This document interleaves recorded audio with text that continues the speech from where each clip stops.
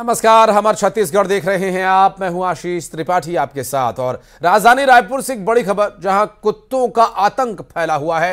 दरअसल रामनगर स्थित गुलमोहर पार्क में एक मासूम बच्ची पर आवारा कुत्तों ने हमला कर दिया और 2.5 साल की इस बच्ची को नोच नोच कर जख्मी कर दिया, जिसके बाद बच्ची को अस्पताल में भर्ती कराया गया।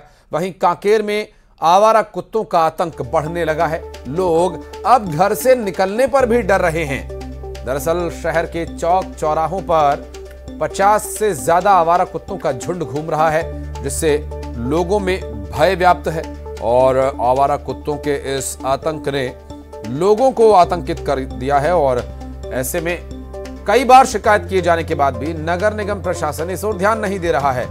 लोगों का जीना मुहाल हो चला है। 2 तस्वीरें हम आपको दिखा रहे हैं। एक तरफ एक बच्ची के साथ कुत्तों ने हमला कर जो बर्बरता की, जिस तरह से बच्ची की स्थिति है, घायल हालत में बच्ची को अस्पताल तक में भर्ती कराना पड़ा। कुत्तों के हमले में बच्ची बुरी तरह से घायल हो गई। तो वहीं इस पूरे मामले में कुत्तों का झुंड घूम रहा है सरेआम सड़कों पर, लोगों में दहशत फैला रहा है। और ऐसे में कैसे इन आवारा कुत्तों से, इनके आतंक से निजात मिलेगी, ये भी देखने का विषय होगा। साथ ही यहाँ पर जो स्थिति बनी हुई है, प्रशासन को कई बार शिकायत करने के बाद भी उस पर कोई एक्शन नहीं लिया जा रहा, उस पर कोई ध्यान नहीं दिया जा रहा। आवारा कुत्तों का आतंक इस कदर है कि मासूम बच्चे घरों से निकलने से भी डर रहे हैं। बच्चे तो बच्चे, बड़ों का भी हाल खराब है, क्योंकि कुत्ते बच्चों पर जल्दी अटैक करते हैं तो बड़ों को भी नहीं बख्शते।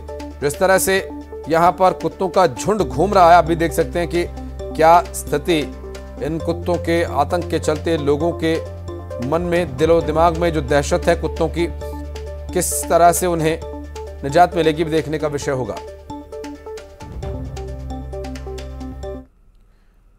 बढ़ते आगे और बिलासपुर से एक बड़ी खबर का रुख करेंगे, जहां हिट एंड रन का एक मामला सामने आया। दरअसल एनएसयूआई के प्रदेश सचिव की दबंगई यहां देखने को मिली। युवा कांग्रेस महासचिव के ऊपर गाड़ी चढ़ा दी। जिला महासचिव सहित 2 को गंभीर चोट आई है इस दौरान, जिसका एक सीसीटीवी वीडियो भी सामने आया है, वो भी आपको दिखाते हैं। दरअसल पुलिस ने एनएसयूआई के प्रदेश सचिव पर मामला दर्ज कर लिया है। एनएसयूआई के प्रदेश सचिव ने अपनी दबंगई और गुंडागर्दी दिखाते हुए इस वारदात को अंजाम दिया, जिसमें 2 लोग घायल हो गए, जबकि उस वक्त और भी लोग वहां पर मौजूद थे और बाल बाल वे बचे। इसमें हादसे में एक की हालत नाजुक बताई जा रही है, जिसे इलाज के लिए भर्ती कराया गया। वहीं दूसरे शख्स के पैर में चोट आई है। पुलिस ने आरोपी के खिलाफ मामला दर्ज कर लिया है। ये वो तस्वीर है जिसमें एक तरफ आप देख सकते हैं कि स्कूटी पर सवार 2 लोगों को कैसे कार ने टक्कर मारी और वहां से कार भगा कर ले गए, जबकि दूसरी तस्वीर में आप देख सकते हैं कि घायल, गंभीर रूप से घायल अवस्था में अस्पताल में भर्ती किया गया।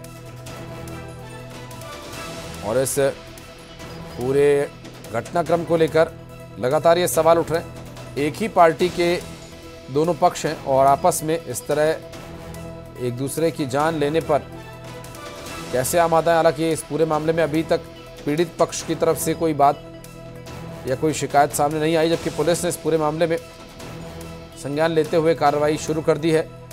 और ये वीडियो काफ़ी कुछ बयां कर रहा है। और इस वीडियो के सामने आने के बाद साफ जाहिर है कि वहां जानबूझकर ये टक्कर मारी गई थी। हालांकि इसके पीछे कारण क्या रहा, ये अभी तक स्पष्ट नहीं हो पाया है। बहरहाल इस पूरे घटनाक्रम को लेकर कांग्रेस के किसी बड़े नेता का, किसी पदाधिकारी का कोई भी बयान अब तक सामने नहीं आया है। और इस पूरे मामले में अभी जो कार्रवाई चल रही है उस पर भी हमारी नज़र बनी हुई है। आखिर क्या कुछ एक्शन इनके खिलाफ लिया जाएगा, ये भी देखने का विषय होगा। फिलहाल आपको बता दें कि अब तक इस पूरे मामले में कार्रवाई क्या की गई, डिटेल्स आगे आप तक पहुंचाते हैं।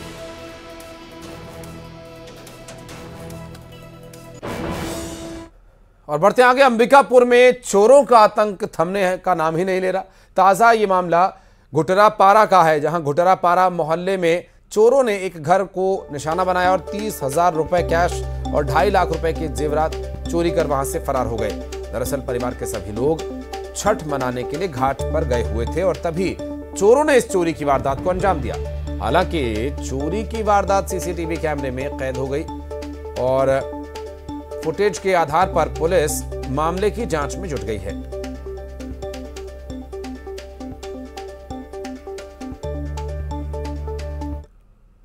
और बढ़ते आगे, जसपुर से एक महिला से 25,000 रुपए की उठाईगिरी का मामला सामने आया, जहां पर शातिर महिलाओं ने थैला काटकर 25,000 रुपए चोरी कर लिए। ये पूरी घटना सीसीटीवी कैमरे में कैद हो गई। तस्वीरों को आपको दिखाएंगे, जिसमें देखकर आप अंदाजा लगा पाएंगे कि कैसे शातिराना अंदाज में थैले को काटा गया और फिर पैसे लेकर फरार हो गई महिला। ये देखिए तस्वीरें, जिसमें एक महिला के साथ कैसे उन्होंने चोरी की वारदात को अंजाम दिया। उसे घेर कर पहले उसके थैले को काटा और फिर जो बैंक से पैसे निकाल कर ले जा रही महिला है, उस महिला के पैसे को उठाकर वो चलते बने और शातिर अंदाज में इस पूरी वारदात को अंजाम दिया। दरअसल पुलिस से शिकायत के बाद अब पूरे मामले की जांच पड़ताल की जा रही है, ऐसा कहा जा रहा है। इस पूरे मामले में जल्दी महिलाओं को पकड़ लिया जाएगा, क्योंकि सीसीटीवी वीडियो भी सामने आ गया है। और इंदौर में बेखौफ हो चुके बदमाश खुलेआम हफ्ता वसूली कर रहे हैं। इंदौर में नशेड़ी बदमाशों का आतंक जारी है। नशेड़ी बदमाशों की हफ्ता वसूली का एक वीडियो सामने आया है। बता दें कि व्यापारी को धमकी दी है और प्रेम से पैसे दे दो वरना नशा करके आता हूं कहा है। और ये मसाला व्यापारी से वसूली मांग रहे थे। मसाला व्यापारी ने इंदौर पुलिस को इसकी शिकायत दी है और पुलिस ने नशेड़ी जावेद को गिरफ्तार भी कर लिया। मल्हारगंज थाना पुलिस इस पूरे मामले में कार्रवाई कर रही है। मिथिलेश हमारे सहयोगी इस वक्त फोनलाइन पर है। मिथिलेश, इंदौर जैसे मिनी मुंबई कहे जाने वाले शहर में इस तरह हफ्ता वसूली, सरेआम गुंडागर्दी? देखिए, अभी तक कुछ बातें सामने आती थी कि गुंडों से जो गुंडे हैं व्यापारियों को धमकाते हैं, पैसा वसूलते हैं। उसी का एक ये वीडियो है और इस वीडियो के आधार पर पुलिस ने कार्रवाई की है, जिसमें 2 बदमाश है और जो उसमें मुख्य बदमाश है जावेद है, उसमें पहले भी कई अपराध के मामले दर्ज है। वो सीधा आता है, कहता है कि अभी तो प्रेम भाव से पैसे मांग रहा हूँ, पैसे दे दो वरना नशा करके आके फिर बताता हूँ। किस नशे की बात कर रहा है? वो नाइट्रावेट की बात कर रहा है। नाइट्रावेट और तमाम जो इस प्रकार के जो ड्रग्स की चीजें हैं उसको लेकर इंदौर पुलिस कार्रवाई करती है। लेकिन देखिए, बेखौफ बदमाश जो है वो सीधा धमकी दे रहा है कि जब वो पाउडर का नशा करके आएगा, यानी जब वो ड्रग्स लेकर आएगा तो उसके बाद वो फिर तुम्हें बताएगा कि तुम्हें पैसा देना कैसे है। यानी इसके पहले जो हमने वो तस्वीर दिखाई थी जिसमें अपराधी बेखौफ हो चुके थे, खुलेआम धमकी देकर पैसा लेते थे, दिन दहाड़े चाकू मार देते थे, उनमें से ही एक ये तस्वीर है जो इंदौर पुलिस कमिश्नरी पर गंभीर सवाल खड़े कर रहे हैं कि आखिर इंदौर में ये क्या कुछ हो रहा है। अभी चुनाव था, चुनाव के पहले हमने कई सारी तस्वीर इंदौर से दिखाई, लगातार सीरियल जो अपराध है उसकी तस्वीर भी हमने इंदौर से दिखाई थी और फिर से अब अपराधों की जो तस्वीर है एक बार सामने आने लगी है। और इस बार जो तस्वीर आई है वो मल्हारगंज थाना क्षेत्र सामने आई। पुलिस ने कार्रवाई कर दिया, लेकिन इस कार्रवाई से कुछ होगा नहीं जब तक ये जो ड्रग्स का रैकेट है, जो इस प्रकार के जो नाइट्रावेट से लेकर जो ड्रग्स टैबलेट बड़ी आसानी से मिल जाती है और जिसके बाद अपराध को अंजाम देते हैं ये अपराधी उस नशे के बाद में, जब तक उसमें लगाम नहीं लगेगी, जब तक अपराधियों पर तो लगाम लगानी ही है। मिथिलेश, एक बड़ी चुनौती रहेगी इस तरह की नशाखोरी को भी रोकना प्रशासन के लिए। बहुत शुक्रिया आपका इस पूरे मामले पर जानकारी देने के लिए। और आप रहिएगा, कुछ और खबरों पर आपसे आगे डिटेल लेनी है। और इस बीच बढ़ेंगे आगे, रुक करेंगे अगली बड़ी खबर का, जो कि अगली खबर भी इंदौर से ही है। एक बड़ा हादसा यहां पर हो गया। बस में भीषण आग लगने का मामला सामने आया। दरअसल बस में सवार 50 से ज्यादा यात्री, जो कि कुछ ही मिनट में बस जलकर राख हो गई। हालांकि यहां इस पूरे मामले में जो तस्वीरें सामने आई हैं वो भी हम आपको दिखा दें। बस से जो यात्री थे वो वक्त रहते उतर गए थे, लेकिन आग कैसे लगी अभी तक ये स्पष्ट नहीं हो पाया है। मिथिलेश हमारे सहयोगी लगातार हमारे साथ जुड़े। मिथिलेश, आवाज मिल पा रही है आपको? जी, आवाज मिल रही है। क्या ये पूरा घटनाक्रम रहा, कैसे आग लगी और क्या कुछ कारण पता चल पाया है? देखिए, सबसे पहले मैं आपको बताना चाहूंगा कि जिस बस में आग लगी है ये बस इंदौर से सूरत चलती है। सूरत से आज ये बस सुबह इंदौर पहुंची थी और कुछ देर पहले जब ये हादसा हुआ उससे कुछ देर पहले ही 50 से ज्यादा यात्रियों को नौलखा बस स्टैंड में बस ने उतारा था। जैसे ही बस स्टैंड से बाहर बस निकलती है, उसके जो बोनेट है, जिधर आगे इंजन था वहां पर आग लगती है और धीरे धीरे जो आग की लपटें इतनी विकराल हो जाती है कि चंद मिनटों में ही पूरी बस जलकर खाक हो जाती है। फिलहाल इस पूरे मामले को लेकर जांच करी जा रही है कि आखिर आग की वजह क्या रही है, आग क्यों लगी है। लेकिन ये कहा जा सकता है कि इंदौर में एक बड़ा हादसा होते होते टल गया, क्योंकि जब ये हादसा हुआ उसके महज 4 से 5 मिनट पहले ही सारे जो यात्री है वो नौलखा बस स्टैंड पर उतरे थे। अगर ये हादसा कुछ देर पहले होता था, ये हादसा बड़ा हो सकता था। फिलहाल गनीमत इस बात की रही कि यात्री सभी सुरक्षित हैं, यात्री उतर चुके थे। बस की फिटनेस को लेकर कोई सवाल किया गया? देखिए, अब फिटनेस को लेकर तमाम जो भी चीजें हैं, जो संसाधन होते हैं, जिस नॉर्म्स को पे फॉलो करना होता है, हर चीजों को जांच की बात कही जा रही है, जांच करी जाएगी, क्योंकि ये जो बस है ये रूटीन पे बस चलने वाली है। रोजाना यात्रियों को लेकर सूरत जाती है, सूरत से लेकर इंदौर आती है। बड़ी संख्या में लोग इस ट्रेवल्स में बस सफर करते हैं। इसलिए सबसे बड़ा सवाल है कि क्या इन बसों का फिटनेस टेस्ट कब चेक किया गया था, क्या ये बसें सड़क में चलने लायक है कि नहीं है, इनके हालात ठीक थे कि नहीं थे, तमाम चीजों को लेकर जांच की बात कही जा रही। लेकिन देखिए, जब हादसा कुछ होता है तो उस वक्त जांच की बात कही जाती है, और बाकायदा आपको आरटीओ की टीम, यातायात की टीम, सारी टीम सक्रिय मिलेगी, उस वक्त आपको जांच करते हुए नजर आएंगे। लेकिन आप नजर बनाए रखिएगा इस पूरे घटनाक्रम पर, और इस बस के बारे में भी डिटेल लीजिएगा, और अन्य ऐसे जो वाहन चलते हैं रेगुलर, क्या लोगों की जान के साथ खिलवाड़ हो रहा है, क्या इस तरह की बसेस का फिटनेस टेस्ट होता है समय समय पर या नहीं, ये भी एक बड़ा सवाल रहेगा। जानने की कोशिश करेंगे आगे आपसे। बहुत बहुत शुक्रिया फिलहाल आपका इस जानकारी के लिए। और कांकेर से एक बड़ी खबर आई, जहां नक्सलियों ने ग्रामीण की हत्या कर दी। दरअसल मुखबिर होने के शक में अमर सिंह को मौत के घाट उतार दिया। डीआरजी के लिए काम करने का आरोप लगाकर उसकी हत्या कर दी, और यहां बैनर लगाकर नक्सलियों ने इसकी सूचना दी। और कोयलीबेड़ा थाना क्षेत्र का यह पूरा मामला, जहां देखिए किस तरह से एक बैनर लटकाकर हत्या कर दी अमर सिंह की।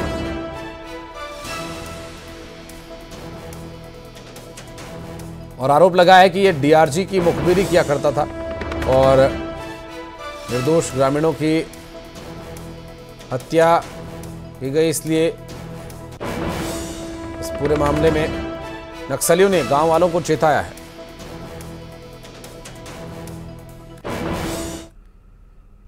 और बढ़ते आगे, दुर्ग से अगली बड़ी खबर। दुर्ग के खुर्सीपार थाना क्षेत्र में हत्या के आरोप में पुलिस ने 3 लोगों को गिरफ्तार किया। दरअसल 2 दिन पहले आरोपियों ने वारदात को अंजाम दिया था, हत्या की, और जानकारी के मुताबिक पुरानी रंजिश के चलते ये वारदात अंजाम दी गई थी।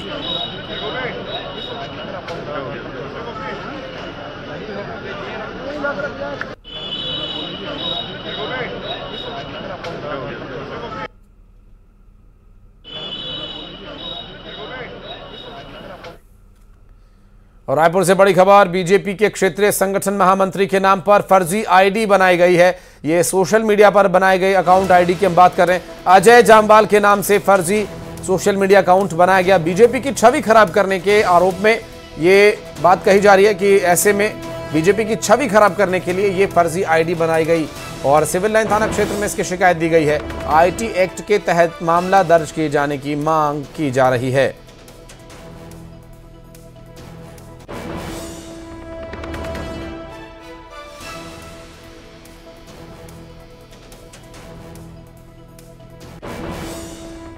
और दुर्ग से एक बड़ी खबर आपको बता दें, डिलीवरी बॉय लूट का शिकार हो गया। दरअसल आरोपियों ने डिलीवरी बॉय से 3 आईफोन लूट लिए, अलग अलग नंबर से आईफोन बुक कराया, और पुलिस ने इस पर एफआईआर दर्ज की है। सिटी कोतवाली थाना क्षेत्र का यह पूरा मामला, जहां 3 अलग अलग फोन नंबर से ऑनलाइन शॉपिंग के माध्यम से आईफोन बुक कराए। जब डिलीवरी देने के लिए डिलीवरी बॉय गया तो वहां उससे लूट की वारदात को अंजाम दिया, और आईफोन लूट लिए गए डिलीवरी बॉय से। अब ये पूरा मामला जांच का विषय है। फिलहाल पुलिस इस पूरे मामले में क्या कार्रवाई कर रही है ये देखने का विषय होगा, और पुलिस ने एफआईआर फिलहाल दर्ज कर लिया, और किस तरह से इन्वेस्टिगेशन होगी इस पर रहेगी हमारी नजर। और रायपुर से बड़ी खबर आपको बता दें, छत्तीसगढ़ में केंद्रीय जीएसटी विभाग एक्टिव नजर आ रहा है। 6000 से अधिक कारोबारियों को नोटिस जारी किया गया। टैक्स नहीं देने पर कारोबारियों को नोटिस भेजा गया है, और नोटिस के बाद व्यापारियों में हड़कंप मचा हुआ है।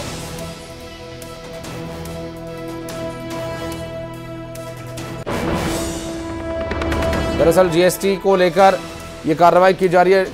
सेंट्रल जीएसटी टीम मौके पर पहुंची है। व्यापारियों से जीएसटी के संबंध में पूछताछ की जा सकती है। दरअसल ये जो जीएसटी अनियमितता का मामला बताकर कार्रवाई की जा रही है, इसमें क्या कुछ एक्शन अभी लिया गया है, इस पर और डिटेल्स आगे आप तक पहुंचाएंगे। फिलहाल आपको बता दें, युगल हमारे सहयोगी भी हमारे साथ जुड़ गए, उनसे बात करेंगे। युगल, क्या कार्रवाई की जा रही है? जीएसटी सेंट्रल जीएसटी की टीम पहुंची हुई है, और काफी संख्या में व्यापारियों को नोटिस जारी किया गया। कब तक जवाब देना होगा इन्हें?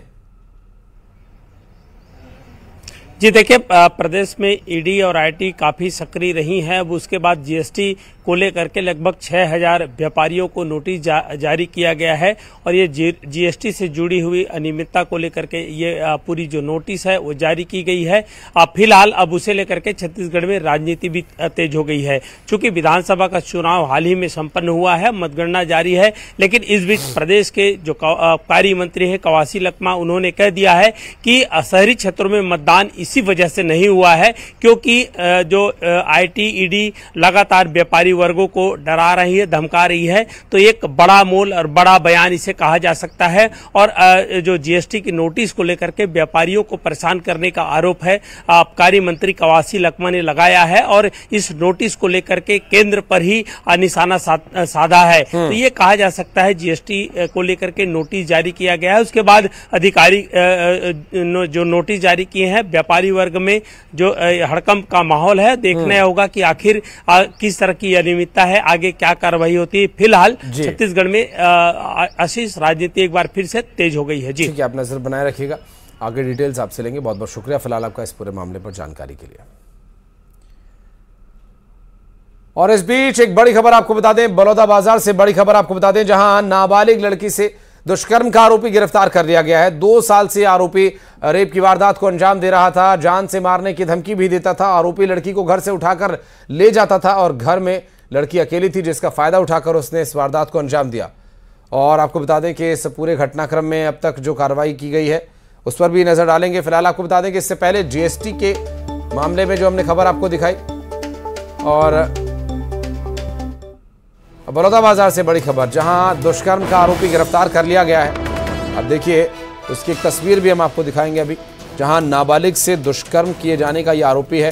2 साल से वो नाबालिग के साथ दुष्कर्म की वारदात को अंजाम दे रहा था, जान से मारने की धमकी उसे देता था और उसे धमका कर डरा कर चुप रहने के लिए कहता था। और आरोपी लड़की को घर से उठा कर ले जाता था और क्योंकि घर में अकेली रह रही थी लड़की, और उसे घर से उठाकर ले जाता था। दुष्कर्म का आरोपी अब पुलिस की गिरफ्त में है। फिलहाल कार्रवाई क्या कुछ चल रही है ये भी देखना होगा कि पॉक्सो का मामला यहाँ बनता है सीधा सीधा। और ये देखिए, ये दरअसल ये वही आरोपी है जिस पर 2 साल तक लड़की के साथ रेप करने का आरोप है और नाबालिग लड़की को घर से उठाकर ये ले जाया करता था और उसके साथ दुष्कर्म की वारदात को अंजाम दे रहा था।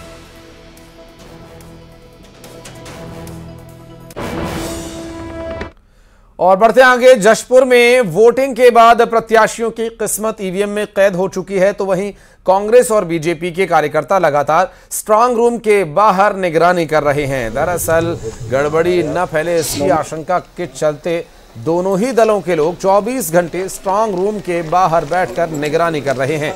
मौके से अधिक जानकारी जो सामने आई है वो भी आपको दिखा दें। राजनीतिक दलों के कार्यकर्ता मौजूद हैं और ये पूरे 24 घंटे जो है यहाँ पर निगरानी करते हैं ताकि ईवीएम में कोई गड़बड़ी ना हो। हम इनसे बात करते हैं, क्या वजह है आप लोग यहाँ पे तैनात हैं? हमें कांग्रेसियों के ऊपर भरोसा नहीं है क्योंकि वो यहाँ पर जो है पिछले कुछ समय में जिस तरह से उन्होंने अपना दारू बांटने और जिस तरह से उन्होंने अपनी जो वोटिंग के लिए जिस तरह से कार्य किया उसको लेकर हमें भरोसा नहीं है। इसलिए हम यहाँ पर अपनी सुरक्षा, जब इतने दिन हमने संघर्ष किया है तो कुछ दिन और कर लेते हैं, इस कारण हम यहाँ पर सो रहे हैं। तो रात भर आप लोग यहीं पर रहते हैं? हाँ, रात भर हम यहीं पर सोते हैं। 24 घंटे की ड्यूटी चल रही है? 12 घंटे का शिफ्ट रहता है, सुबह दूसरे को जा देते हैं, रात को कोई और हम जैसे रहते हैं, फिर सेकंड टाइम दूसरी ड्यूटी आ जाती है। भाजपा की जो उम्मीदवार हैं जशपुर से रायमुनि भगत, उनसे बात करते हैं कि क्या वजह है कि आप लोग यहाँ पे 24 घंटे तैनात हैं? क्या वजह है आप लोग यहाँ पर 24 घंटे तैनात हैं? किस चीज़ का डर है आखिर? देखिए, चुनाव हो चुकी है 17 तारीख को और सबने भरपूर मेहनत किया है। मेहनत के बाद पुलिस प्रशासन का भी कड़ी सुरक्षा है, परंतु सभी दल के कार्यकर्ता पदाधिकारी यहाँ उपस्थित हैं। सब यहाँ ईवीएम मशीन का पहरा कर रहे हैं और कहीं ना कहीं डर रहता है। शासन सत्ता कांग्रेस की है, भारतीय जनता पार्टी के सभी कार्यकर्ता यहाँ उपस्थित हैं, कांग्रेस के भी कार्यकर्ता उपस्थित हैं। सब मिल बैठ के बैठे हैं, आग ताप रहे हैं और सब 3 तारीख का इंतजार कर रहे हैं। ताकि ईवीएम में कोई गड़बड़ी ना हो। बहरहाल प्रशासन ने यहाँ पर चाक चौबंदा व्यवस्था की है। केंद्रीय सुरक्षा बलों के तैनात हैं। जशपुर जो जिला पुलिस बल के जवान हैं वो मौके पर तैनात हैं, लेकिन उसके बावजूद जो राजनीतिक दलों के लोग हैं वो यहाँ पर 24 घंटे निगरानी कर रहे हैं। दीपक सिंह, न्यूज़ 18 छत्तीसगढ़। तो स्ट्रांग रूम के बाहर डटे हुए हैं कार्यकर्ता दोनों ही पार्टियों के, और पारदर्शिता बनी रहे इसके लिए यहाँ पर व्यवस्था भी की गई है। अब हालांकि जो पार्टियों के कार्यकर्ता हैं, किस पार्टी के कार्यकर्ता हैं, ये भी देखना अहम होगा। और चूंकि जो मुख्य लड़ाई है, जो मुख्य द्वंद्व है, वो बीजेपी और कांग्रेस के बीच दिखाई दे रहा है। बात करेंगे, हमारे सहयोगी दीपक सिंह इस वक्त हमारे साथ मौजूद है। दीपक, स्ट्रांग रूम के बाहर किन किन पार्टियों के कार्यकर्ता बैठे हुए और क्या कारण बता रहे हैं? क्या पारदर्शिता बनाए रखने के लिए ये प्रयास काफी है? जी, मैं आपको बताऊं कि जशपुर के जिला मुख्यालय स्थित मॉडल स्कूल को जो है स्ट्रांग रूम बनाया गया है, और इस स्ट्रांग रूम के बाहर भाजपा और कांग्रेस दोनों ही दलों के जो पदाधिकारी हैं, कार्यकर्ता हैं, वो 24 घंटे जो है 12-12 घंटे की शिफ्ट में वहां पर निगरानी कर रहे हैं, और दिन रात वहां पर भाजपा और कांग्रेस दोनों दलों के लोग मौजूद रहते हैं। उन दोनों ही दलों के लोगों को आशंका है कि यहाँ पर ईवीएम में गड़बड़ी की जा सकती है, इसलिए दोनों ही दलों के लोग वहां पर मौजूद हैं। और जो भाजपा की प्रत्याशी हैं जशपुर विधानसभा से रायमुनी भगत, वो लगभग 12 से 1 बजे रात तक वहां पर मौजूद रहती हैं, कार्यकर्ताओं के साथ वो लगातार निगरानी करती हैं। उसके बाद जो है कार्यकर्ता भी जो है पूरी रात जो है शिफ्ट जो है जागकर। बिल्कुल, बहुत शुक्रिया आपका, आप नजर बनाए रखिएगा इस पर, आगे दीपक डिटेल लेंगे। बहुत शुक्रिया फिलहाल आपका इस जानकारी के लिए। और अब बढ़ते आगे, फटाफट अंदाज में खबरों पर नजर डालते हैं T20 अंदाज में।